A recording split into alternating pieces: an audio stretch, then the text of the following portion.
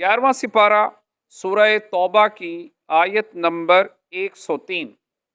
अल्लाह रब्बुल इज़्ज़त का फरमाने आली शान है, खुद मिन अमवालिहिम सदक़ह, ए महबूब इनके माल में से ज़कात तहसील करो, तुतहिरुहुम व तुज़क्कीहिम बिहा, जिससे तुम उन्हें सुथरा और पाकीज़ा कर दो। वसल्ली अलैहिम, और उनके हक में दुआए खैर करो। इन्ना सलातका सकनुल लहुम, बेशक तुम्हारी दुआ इनके दिलों का चैन है। वल्लाहु समीउन अलीम, और अल्लाह सुनता जानता है।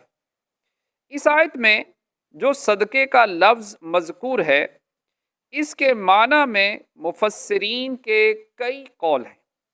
एक कौल ये है कि जिन सहाबा इकराम रदियल्लाहु ताला अन्हुम का 102 नंबर आयत सूरह तौबा के अंदर जिक्र हुआ, उन्होंने कुफ़ार को कफ़ारे के तौर पर जो सदका दिया था वो मुराद है, और वो सदका उन पर वाजिब न था।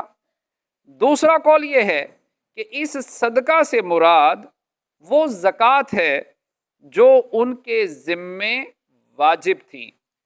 उन्होंने तौबा की और ज़कात अदा करनी चाहिए, तो अल्लाह ताला ने इसके लेने का हुक्म दिया।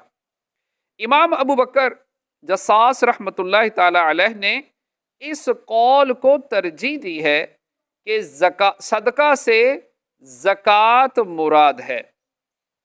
सदका पेश करने वाले के लिए दुआए खैर करना सैयदुल मुरसलीन सल्लल्लाहु ताला अलैहि वसल्लम के मामूलात में शामिल था। चुनाचे सही बुखारी और सही मुस्लिम में हज़रत अब्दुल्ला बिन अबी औफा रदियल्लाहु ताला अन्हु से मरवी है कि जब कोई रसूलुल्लाह सल्लल्लाहु ताला अलैहि वसल्लम के पास सदका लाता, तो आप सल्लल्लाहु ताला अलैहि वसल्लम उसके हक में दुआ करते।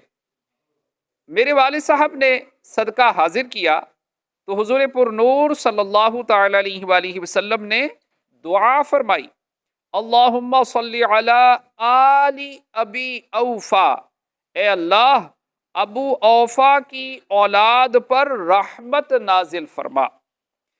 तफसीर मदारक में है, सुन्नत ये है कि सदका लेने वाला सदका देने वाले के लिए दुआ करे।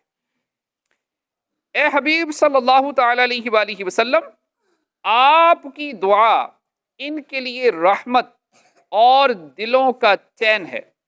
इसकी एक वजह यह भी है कि खुद हुजूर पुरनूर सल्लल्लाहु ताला अलैहि वसल्लम मोमिनों के दिलों का चैन है, और मुसलमान को जिस कदर मोहब्बत और रग़बत हुजूर अक़दस सल्लल्लाहु ताला अलैहि वसल्लम की दुआए मुबारक के हुसूल में हो सकती है, और किस चीज़ में होगी, ये नबी अकरम सल्लल्लाहु ताला अलैहि वसल्लम की ज़ाहरी ज़िंदगी में भी था और अब भी है, क्योंकि हमारे आमाल नबी रहमत सल्लल्लाहु ताला अलैहि वसल्लम की बारगाह में पेश किए जाते हैं।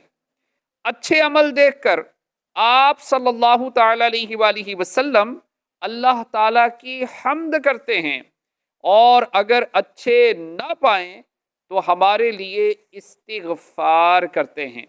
जैसा कि हदीस पाक में है, मेरी ज़िंदगी तुम्हारे लिए बेहतर है और मेरा इंतकाल फरमाना तुम्हारे लिए बेहतर है। तुम्हारे आमाल मेरी बारगाह में पेश किए जाएंगे। अगर अच्छे अमल पाऊंगा तो मैं अल्लाह ताला की हम्द करूंगा, और अगर अच्छे आमाल के अलावा पाऊंगा तो तुम्हारे लिए मग़फ़िरत तलब करूंगा। लिहाजा نبی اکرم صلی اللہ تعالی علیہ وآلہ وسلم کی دعا ان کی زندگی اور وفات کے بعد دونوں صورتوں میں حاصل ہوگی اور دلوں کے چین و سکون کا باعث بھی ہوگی۔ اور یہ بھی یاد رکھیے کہ جمعۃ المبارک وہ دن ہے کہ جس دن ہمارے اعمال حضور صلی اللہ تعالی علیہ وآلہ وسلم کی بارگاہ میں پیش کیے جاتے ہیں۔ اب پیارے اسلامی بھائیوں، اب ہم نے یہ طے کرنا ہے کہ میرے عمل پیارے آقا صلی اللہ تعالی علیہ وسلم کی بارگاہ میں کس انداز میں پیش ہونے چاہیے؟ آیا ثواب نیکی کے انداز میں یا گناہ بھرے انداز میں؟ تو اللہ پاک ہمیں عمل کی توفیق عطا فرمائے۔